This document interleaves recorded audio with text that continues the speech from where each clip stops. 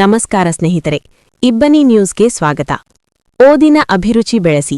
Chandrakanta S Patil. Sharana Sahitya Parishat ಕಾಯಕ ದೀಕ್ಷೆ ಕಾರ್ಯಕ್ರಮ. ಹೂವಿನ ಹಡಗಲಿ. ಯುವಕರಲ್ಲಿ ಓದಿನ ಅಭಿರುಚಿ ಬೆಳೆಸಿ ಎಂದು ಚಂದ್ರಕಾಂತ ಎಸ್ ಪಾಟೀಲ್ ಹೇಳಿದರು.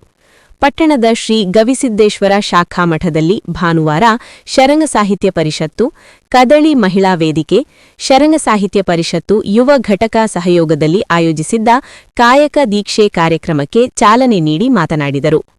ಬಸವಾದಿ ಶರಣರ ಸೂಫಿ ಸಂತರ ವಚನಗಳು, ವಿಚಾರಗಳನ್ನು ಗ್ರಂಥಗಳ ರೂಪದಲ್ಲಿ ಪ್ರಕಟಿಸುವ ಮೂಲಕ ಓದುಗರಿಗೆ ಒದಗಿಸುವ ಕೆಲಸ ಆಗಬೇಕಾಗಿದೆ ಎಂದು ತಿಳಿಸಿದರು. ಹೊಸಪೇಟೆಯ ಕವಯಿತ್ರಿ ಡಾ ಭಾರತಿ ಮೂಲಿಮನಿ ಶರಣ ಸಾಹಿತ್ಯ ಮತ್ತು ಪ್ರಸ್ತುತತೆ ಕುರಿತು ಉಪನ್ಯಾಸ ನೀಡಿದರು.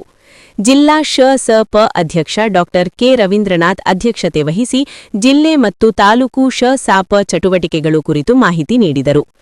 ಗವಿಮಠದ ಡಾ ಹಿರಿಶಾಂತವೀರ ಮಹಾಸ್ವಾಮಿಗಳು, ಅಭಿನವ ಚೆನ್ನಬಸವ ಮಹಾಸ್ವಾಮಿಗಳು, ಹಿರೇಮಲ್ಲನಕೆರೆ ಮಠ, ಸದ್ಗುರು ಶಿವಯೋಗಿ ಡಾ ಮಂಜುನಾಥ ಹಾಲಸ್ವಾಮಿಗಳು ಸಾನ್ನಿಧ್ಯ ವಹಿಸಿ ಶರಣ ಸಾಹಿತ್ಯ ಪರಿಷತ್ತಿನ ಕಾರ್ಯಕ್ರಮಗಳು ನಿರಂತರವಾಗಿ ನಡೆಯಲಿ ಎಂದು ಆಶೀರ್ವದಿಸಿದರು.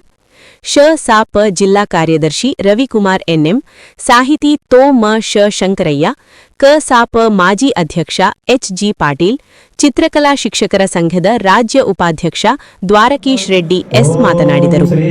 ಶ.ಸ.ಪ ತಾಲೂಕು ಘಟಕದ ಅಧ್ಯಕ್ಷ ಟಿ.ಎಂ. ನಾಗಭೂಷಣ, ಕದಳಿ ಮಹಿಳಾ ವೇದಿಕೆ ಅಧ್ಯಕ್ಷೆ ಡಾ ಶೈಲಜಾ ಪವಾಡಶೆಟ್ರು, ಯುವ ಘಟಕದ ಅಧ್ಯಕ್ಷ ಎಂ. ದಯಾನಂದರವರಿಗೆ ಶ.ಸ.ಪ ಜಿಲ್ಲಾ ಘಟಕ ಹಾಗೂ ವಿವಿಧ ಸಂಘ ಸಂಸ್ಥೆಗಳಿಂದ ಗೌರವ ಸನ್ಮಾನ ನೆರವೇರಿಸಲಾಯಿತು. ಇದೇ ವೇಳೆ ಕನ್ನಡ ಪುಸ್ತಕ ಪ್ರಾಧಿಕಾರದ ಜಿಲ್ಲಾ ಜಾಗೃತಿ ಸಮಿತಿ ಸದಸ್ಯ ಮುದೇನೂರು ಉಮಾಮಹೇಶ್ವರ ಮನೆಗೊಂದು ಗ್ರಂಥಾಲಯ ಅನುಷ್ಠಾನದ ಅಂಗವಾಗಿ 9 ಜನರಿಗೆ ಅಭಿನಂದನಾ ಪತ್ರ ವಿತರಿಸಿದರು. ಯುವರಾಜ್ ಗೌಡ್ರು, ಜಯಮಾಲಾ, ಎ. ವೀಣಾ, ಮೇಘನಾ, ಯಶಸ್ವಿನಿ, ಸಿಂಚನ, ಬಸವರಾಜ್ ಭಂಡಾರಿ ವಚನ ಗಾಯನ ಪ್ರಸ್ತುತಪಡಿಸಿದರು. ಎಚ್.ಬಿ. ರಾಜೇಶ್, ರಾಜೇಶ್ವರಿ ಕಮ್ಮಾರ, ಚಂದ್ರಪ್ಪ ಅಕ್ಕಸಾಲಿ ನಿರ್ವಹಿಸಿದರು. ಸುದ್ದಿ ಸಹಾಯ ಪತ್ರಿಕಾ ಮಿತ್ರ ದಯಾನಂದ ಹಡಗಲಿ. ಓಂ ಶ್ರೀ ಗುರು ಬಸವಲಿಂಗಾಯ ನಮಃ. ಪುಷ್ಪ ನಮಃ.